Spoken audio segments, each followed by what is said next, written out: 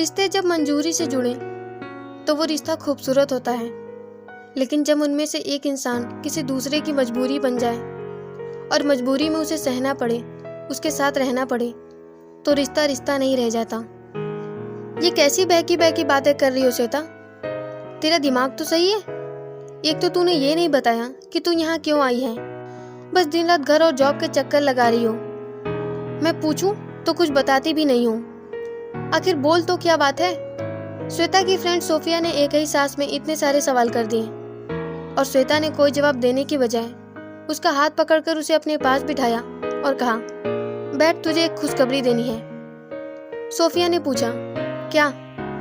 श्वेता ने कहा, मेरी जॉब लग गई और साथ ही वो मुझे फ्लैट भी दे रहे हैं। बस कल से मुझे ज्वाइन करना है, तो आज शाम को मैं चली जाऊंगी। इतनी अच्छी खबर सुनकर भी सोफिया के चेहरे के भाव नहीं बदले, तो श्वेता ने कहा, क्या हुआ? तुम इस गुड न्यूज़ से खुश नहीं हो? सोफिया ने सफाई देते हुए कहा, ऐसा नहीं है कि मैं खुश नहीं हूँ, पर ये जो कुछ भी हो रहा है मेरी समझ से बाहर है।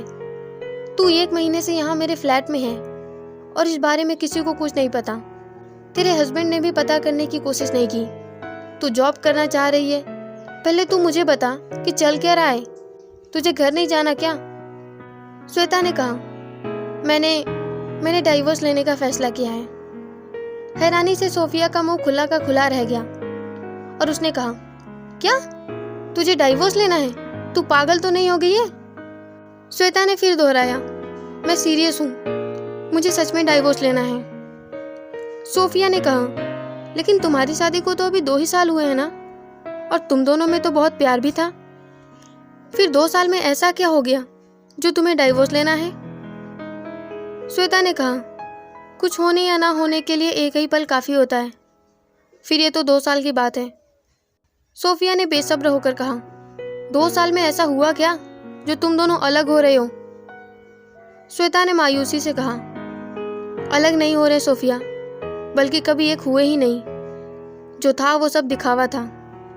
कहते हैं दूर के ढोल सुहावने होते हैं, उसी तरह शादी के शुरुआत के दिन बड़े खूबसूरत होते हैं। मैंने हमेशा से सोचा था कि ये जो प्यार है हमेशा बरकरार रहेगा।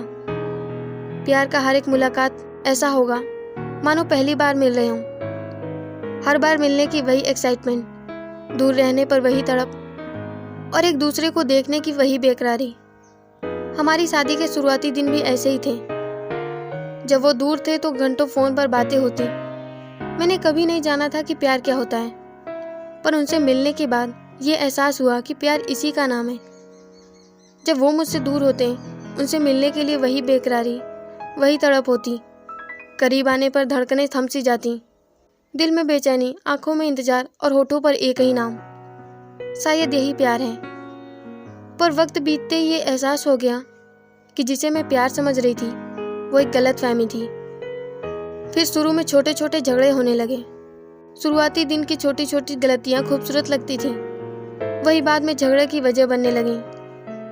मेरे आंखों में इंतजार वही था, पर मिलने के लिए उनके पास वक्त नहीं।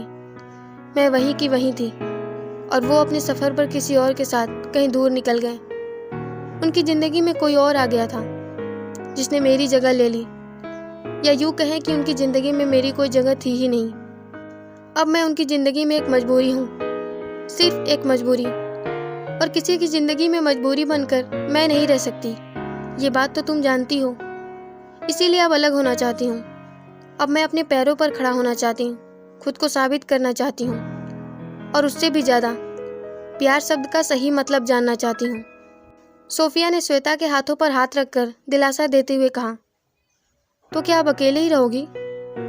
श्वेता ने कहा, नहीं, लेकिन अब किसी की जिंदगी में उसकी जिंदगी उसका प्यार बनकर रहना चाहती हूँ, उसकी मजबूरी नहीं। तो आपको हमारी ये कहानी मजबूरी कैसी लगी?